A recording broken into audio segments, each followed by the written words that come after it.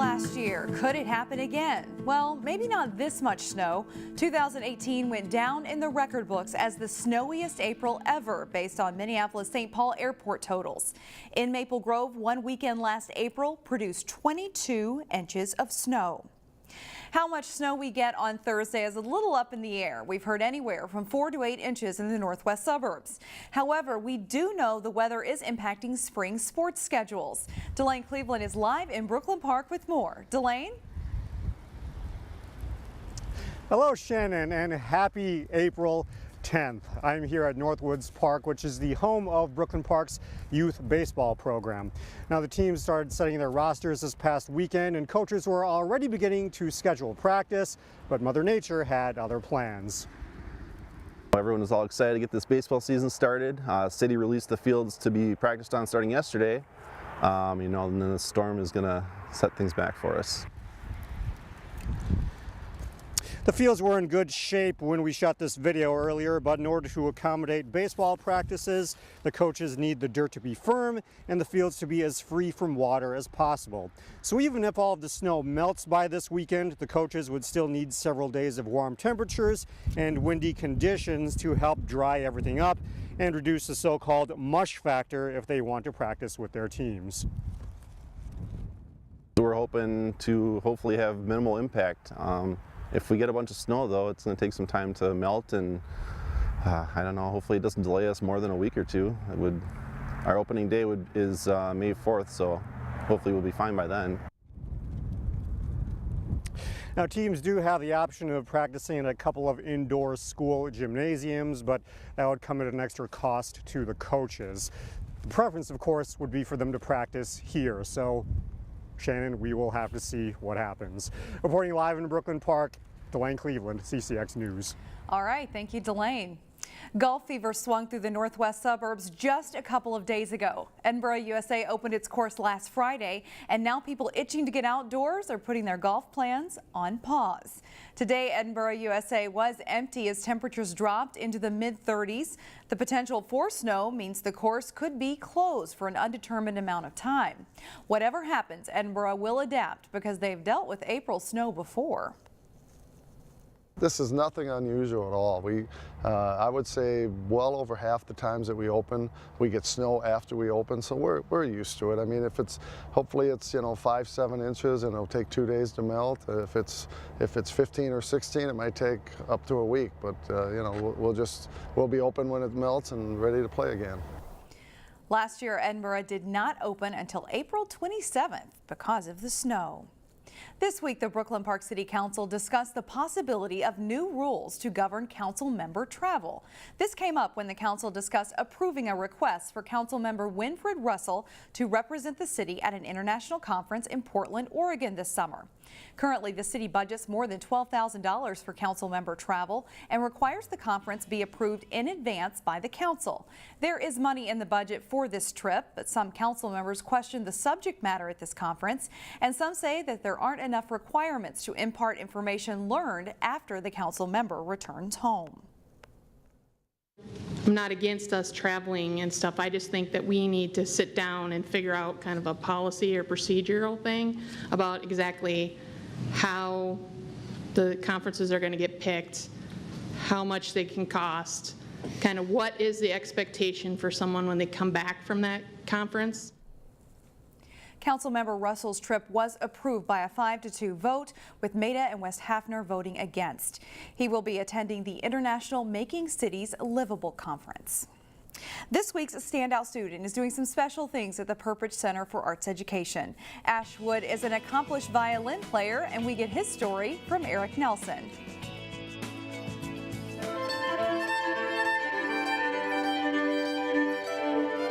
Inside the Perpich Center is the sound of excellence.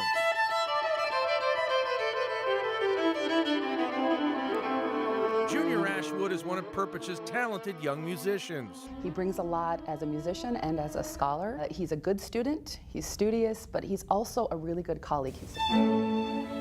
Last month, Ash had a chance to play at the MacPhail Center for Music as a violin soloist. It went well, it was a good time. The concert gave Ash a chance to showcase his musical abilities.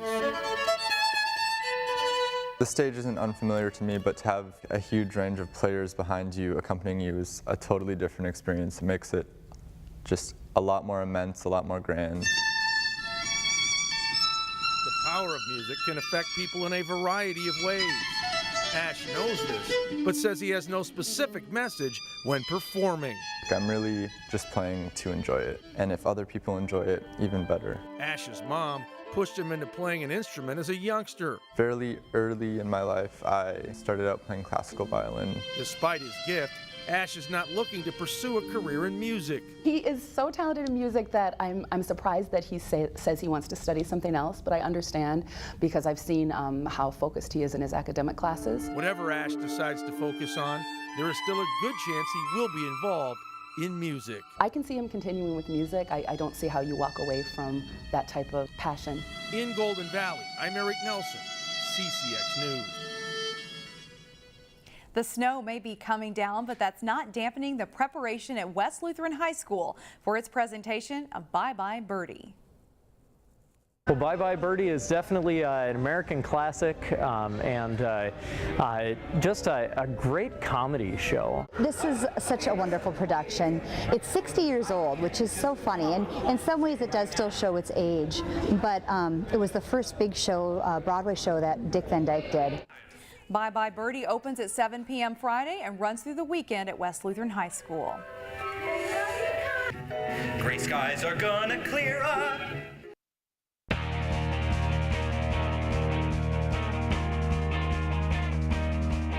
The Armstrong and Park Center baseball teams each have a lot of regulars back from last season. The Falcons and Pirates went head-to-head Tuesday at Park Center. It's scoreless until the third inning when Tanner Stein bounces one past the Armstrong shortstop to drive in Nate Cochran for a 1-0 Pirates lead.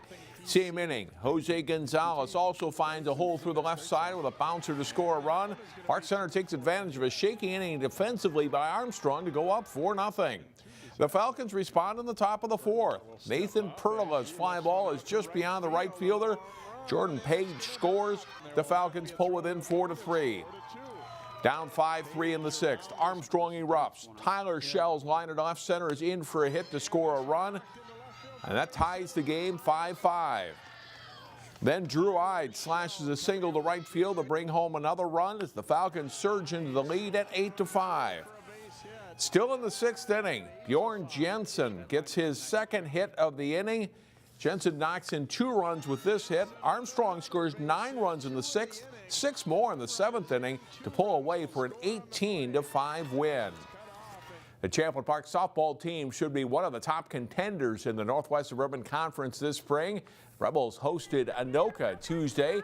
In the bottom of the first, Rebels down 1-0 until Abby Gilk sends a shot to the gap, bringing Holly Blaska around, and we're tied at 1.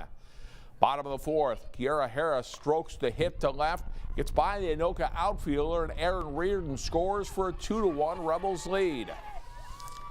Bottom of the fifth, Blaska shows opposite field power as she crushes a solo home run over the left field fence, and it's 3-1 CP. Same inning, freshman Alyssa Blaska goes the other way for a 2-out hit that plates Emma Berge, and Champlin-Park takes a 4-1 lead. Bottom of the sixth, bases loaded, and Berge delivers with a shot to the fence. Allie Snell, Lexi Steppes, and Holly Blaska score on the triple by Berge, and she in turn comes home thanks to Gilk's double. It's a 5-run frame for the Rebels, and they go on to win this one over Anoka 9-1. The Hopkins softball team has a new head coach this spring, and the Royals hope to have a strong season.